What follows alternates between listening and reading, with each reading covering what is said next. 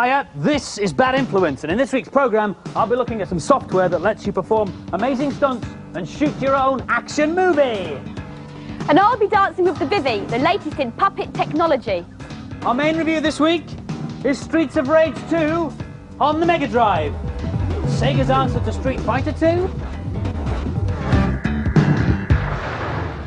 Mario Paint is launched in Britain this Saturday, the first console paint package with a mouse.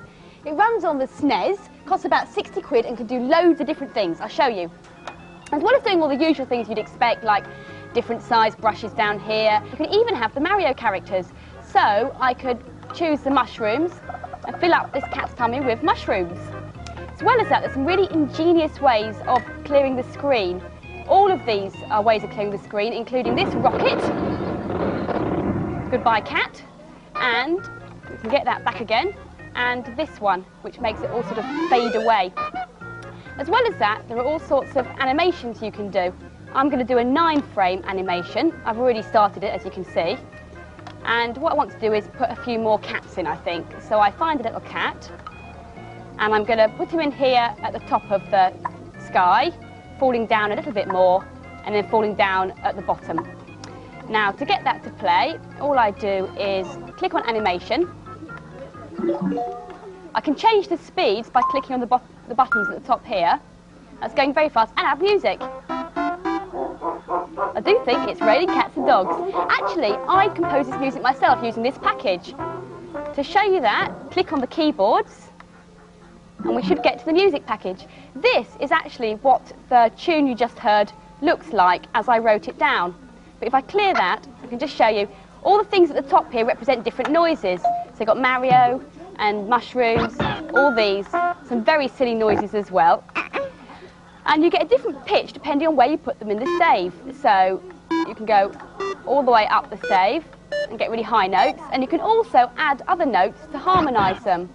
So we have a Yoshi harmonising, and I think a star. Star's a nice one. So I've written this great masterpiece. You can play it to see what it sounds like. And Mario comes and, oh, it sounded awful. Actually, I prefer the preset ones that are already in there, and this one's my favourite. Not bad, eh? When you've done your stuff, you can save one animation, one painting, and one piece of music to the cartridge, because it's got a battery backup in it. But any more than that, you have to play them and record them on your VCR recorder at home. Mario music in a Berlin style. Our main review this week is Streets of Rage 2 on the Mega Drive, a bit like a scrolling version of Street Fighter 2 with the memory capability to match. This is Sega's first 16 megabit cartridge. 16 million bits of information are in there. Axel and Blaze from the original are still in the new version, but they've been joined this time by two mates, Max and Skate. Here's Sarah with her thoughts. This is excellent. It's fast and very playable with brilliant music. The aim of the game is to clean up all the streets and beat up all the baddies.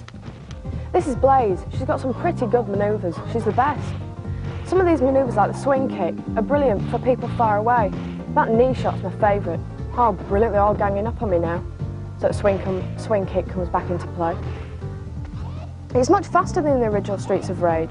Everyone compares this to Street Fighter 2, but it's not really that fair, because they're very different games.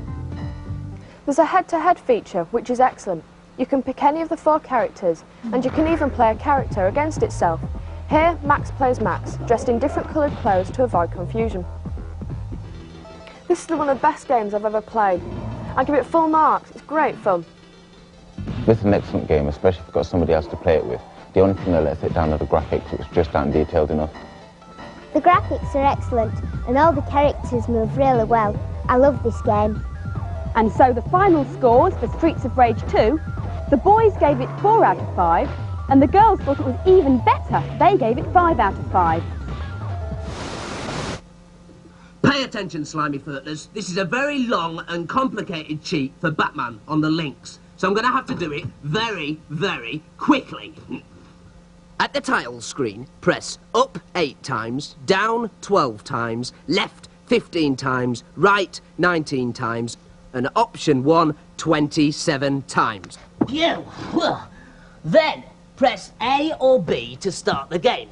Now, when you pause, option 1 will let you skip levels, and option 2 will make Batman invincible. Hey! Eternal life for only 82 keystrokes. Next week I'll show you how to make Sonic the Hedgehog go green with a mere 423 button pushes. Good, innit? Latest information from Space Station indicates need for Thunderbird 2 carrying Pod 5. And Right, Scott. Okay, Virgil. Brains, you heard him. We're on our way, Father. In the days when Thunderbirds were go, Scott, Virgil and Brains were the very latest in puppet technology.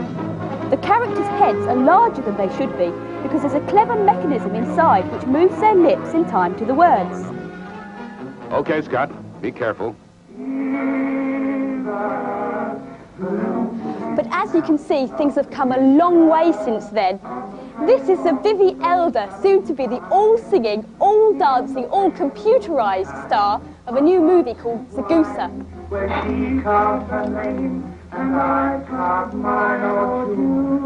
His creators, 2 expert puppeteers, have brought life to a gallery of famous characters.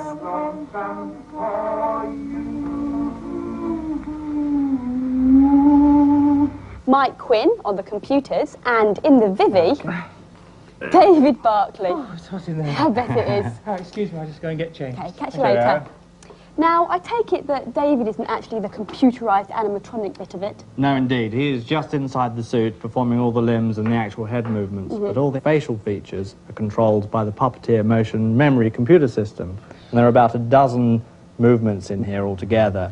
And they're controlled by servo motors, which are radio transmitted into the head to move things like the jaw and the lip and the eyes.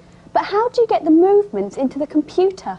Ah, good question. Well, if you could hold that for me, I'll just show you. What we do is we puppeteer in the moves. For example, this is the mouth control. Hello, I am the Vivie Elder. And I'll play that back. Hello, I am the Vivie Elder. Set that into record, and we're now recording the eyebrows as the lip sync is playing back. So he's saying, hello, I am, whatever it was he was saying. Run them both together, and as you can see, channels 1, 2, 3, and 4 are actually running the mouth. Channels 5, 6, and 7 are actually running the eyebrows. So why do you need to do it this way? Well, the good thing about using this computer system is one puppeteer could program in all the features of the face, back at base, store it on floppy disk in the computer, and then the floppy disk can go anywhere in the world with your perfect take that is programmed back at base. And here's that system in action. Sorry, Cryroot. Vivie needs you to make more healing magic. So much healing for Vivie Elder to do. Always.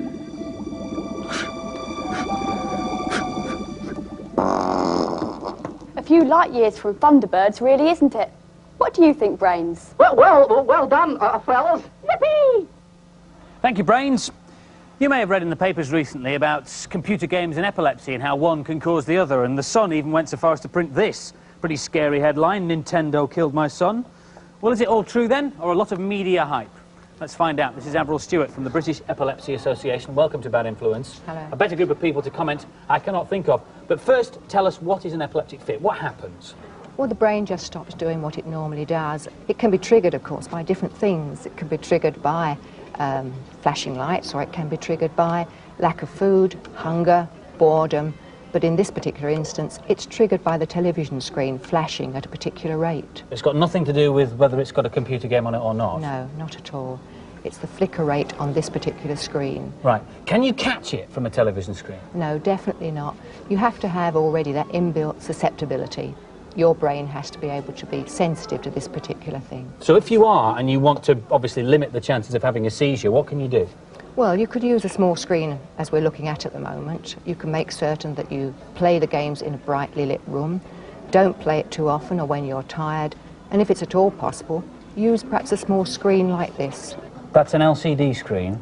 Yes. Because that one doesn't flicker? That's right. Yeah, there's also one other thing that I was fascinated to learn, was that you can help yourself with one of these, can't you? Yes, exactly. Why is that? If the brain doesn't receive the messages from both eyes, it can't have a seizure. It has to have both pictures. OK, so then play in a bright lit room, use a small screen, sit well back, and don't play if you're overtired. And if you are subject to epilepsy, maybe an eye patch will help you. Thank you very much indeed, Avril. Now for the rest of this week's news.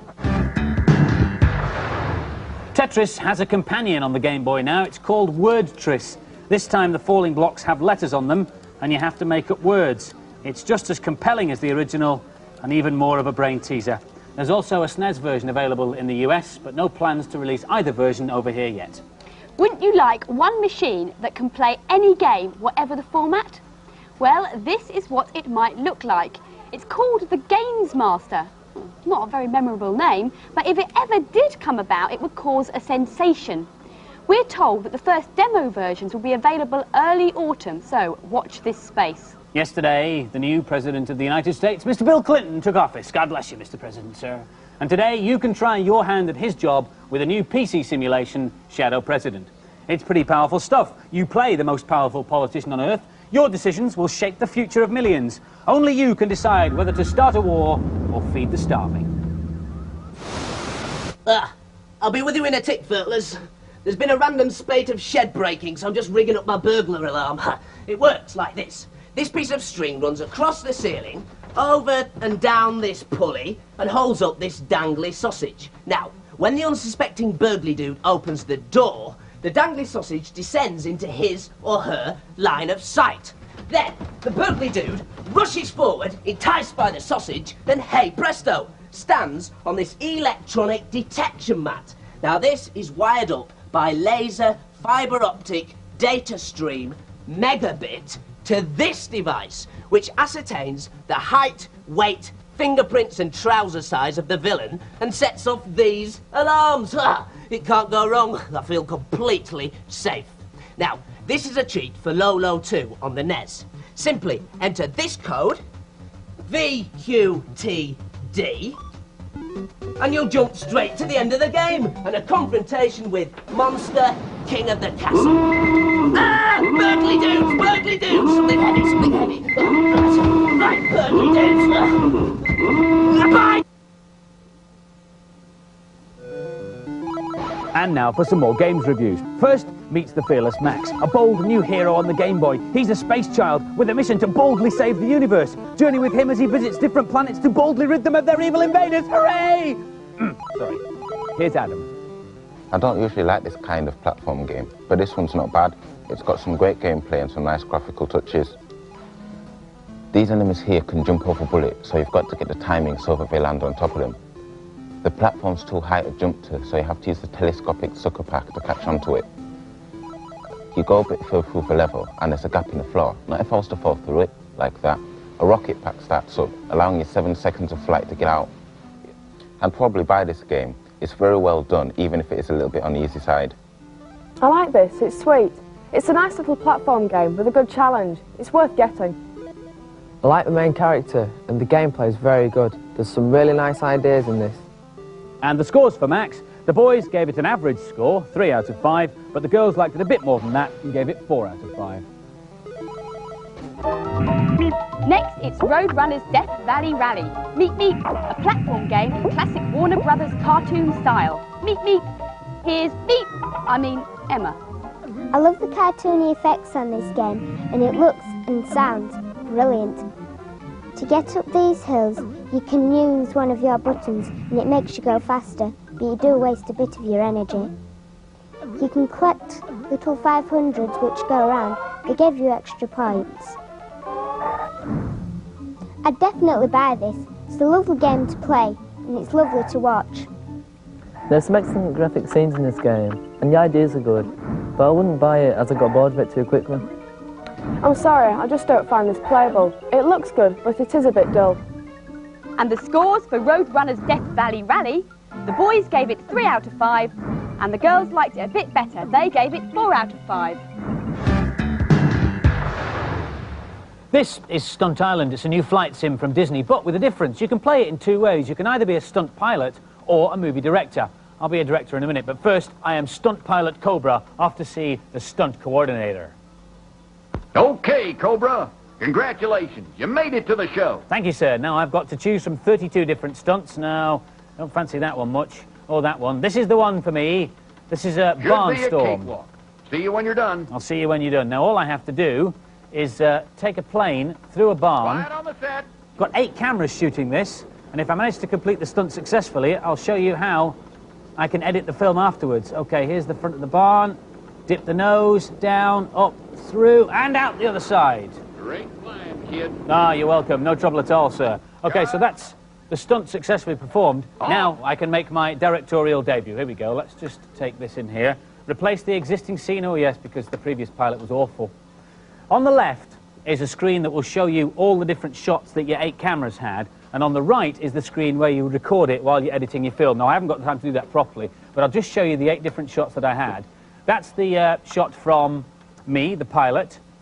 Number 2 was the spotter plane that was directly behind me. Number 3 was a camera right in front of the plane.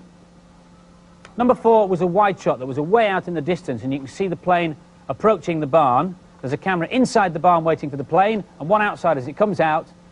There's a wide shot there from high in the sky, and camera 8 was the shot of the combine harvesters. So I've done my stunts and I've edited that sequence, but for the next scene of my movie, I fancy a different location. Well, don't worry, because Stunt Island's got loads. You see, you can shoot your movie on any one of 34 different locations on Stunt Island. Now, let's see if you can guess which one I've chosen here. Well, if I zoom in a bit, you might have a better idea of guessing. No, you don't know? All right, well, how about if I tilt it round? That might make life a bit easier for you. Hang on. Yep, guessed it now. That's right, Stonehenge, but I think it's looking a bit boring, actually, so I'm going to add a couple of things to it, and there's loads you can choose from. 800 different props in this software. Structures, yes, what kind of structures are there on offer here? We've got Alcatraz Island, you can have a bank, baseball field. What do I fancy? How about a circus tent? There we are. Let's have the circus tent. And where shall we place that? Right in the middle of Stonehenge. Not sure what kind of a movie I'm going to shoot there. If you take a bit of time and make full use of all the props and the sound and the visual trickery that this software can do, you can knock together some really good movies. Cop an eye full of this.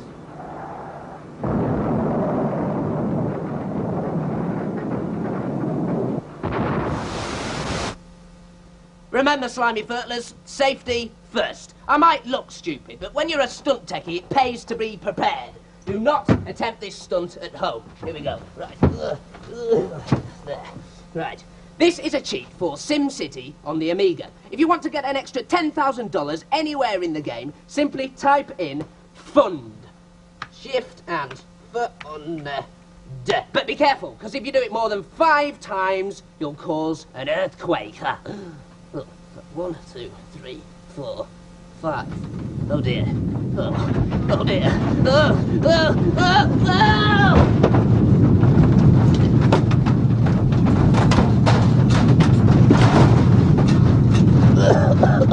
So remember, safety first. If you really do want to put safety first, my advice is not to go anywhere near Namrud. If you want to read the data blast, set your video recorder now. Last week's competition was to win a copy of this brilliant game Road Rash 2 and one of these nifty leather jackets. The names of the lucky winners are revving across the bottom of the screen now. The question was, which science fiction author invented the 3 laws of robotics? And the answer was Isaac Asimov. This week's competition prize is a Mario paint and a SNES. And the question, if you're a budding Picasso, is, who painted the Mona Lisa? Answers on a postcard or stuck down envelope to the usual Bad Influence address to reach us by next Monday, please. Oh, Andy, I didn't know you could paint. Yeah, but I just can't get the smile right, Violet. See you next week. Bye-bye.